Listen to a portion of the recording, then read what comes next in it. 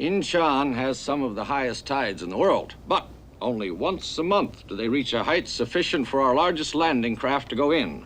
There are maybe 2 3-hour periods when MacArthur can put troops ashore.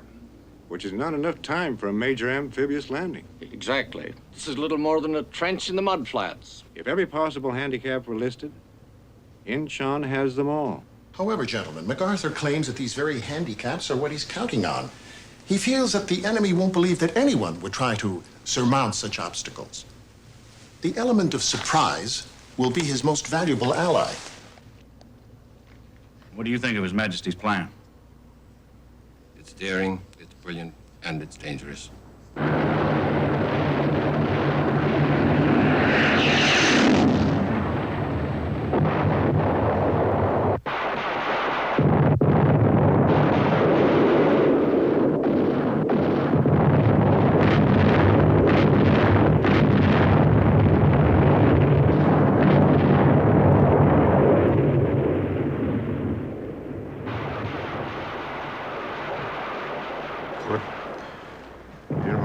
Said the bullet has not yet been cast with my name on it. I certainly do. Inchon could be that bullet. There's 70,000 men out there waiting to hit Inchon. As of this moment, the president has not personally approved this mission. The last communication I had from the Joint Chiefs said that he'd been informed, vacillated, delayed. Finally, gave me grudging permission to proceed here.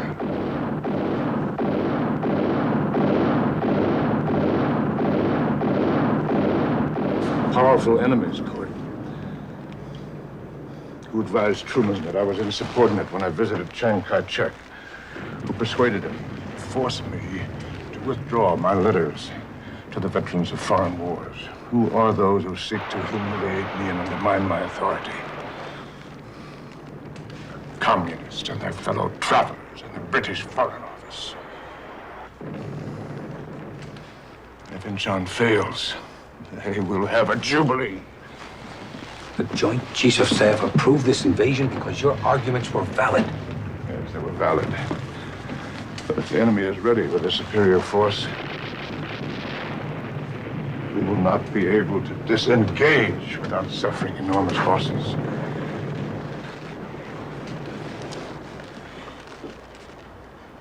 We could lose this entire fleet.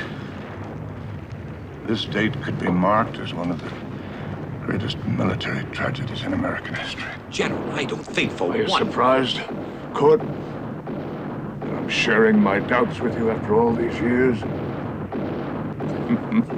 Did you think I was invulnerable?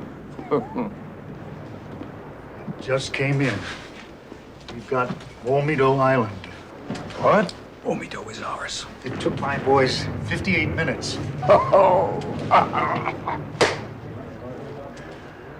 Good work, General Shepard. Good work.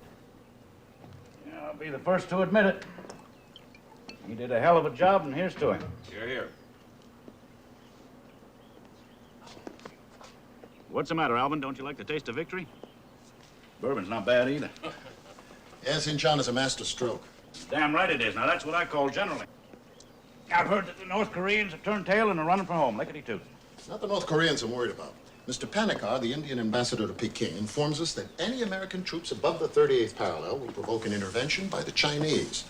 Yesterday, we monitored this very same warning over Radio Peking. Yes, well, we've heard that sort of thing before, haven't we? Now, how serious are they? Frankly, we don't know.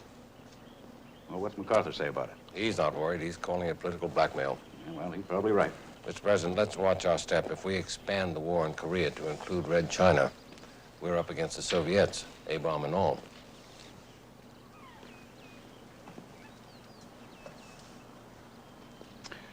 Alvin, you go on ahead to Wake Island, make the usual preparations.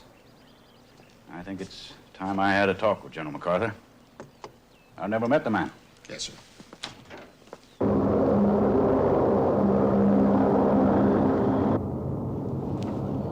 Wake Island, Mr. President.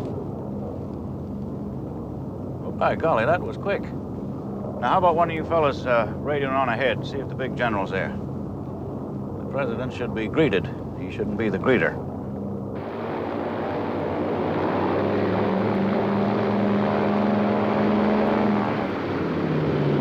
I don't see him, Mr. President. Well, they probably had a little trouble getting him down off his cross.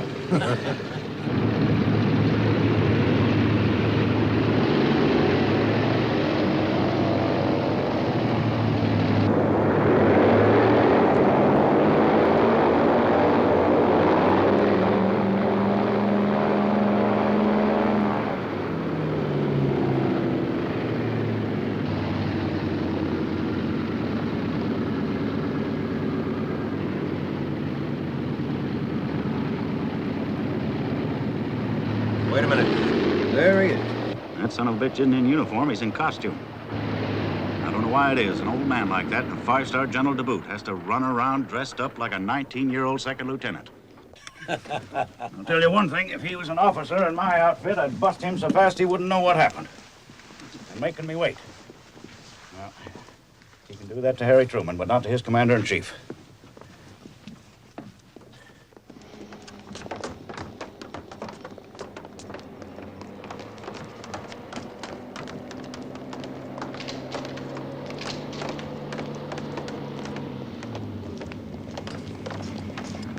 General, I've been a long time meeting you. I hope it won't be so long next time. Well, so do I. General Bradley?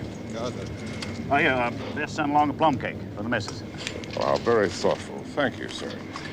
And how are Mrs. Truman and your daughter? Oh, they're fine. Just fine, thank you.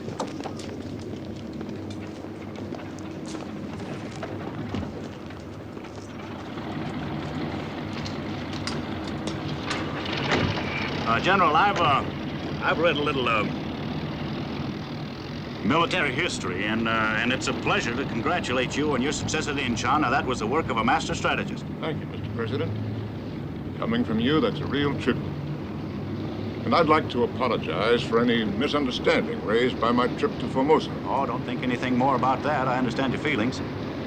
I was a captain in Battery D in World War I, and, well, that was the center of the whole war effort for me. Well, perhaps you should have stayed in the Army. Nope, I don't think so. I've heard it's a bad idea for Army men to dabble in politics. Mr. President, you know that I'm not involved in politics in any way. I did let the politicians make a chump out of me in the 48 elections. If a general is going to be running against you, his name will be Eisenhower, not MacArthur. Eisenhower? That man doesn't know as much about politics as a pig does about Sunday.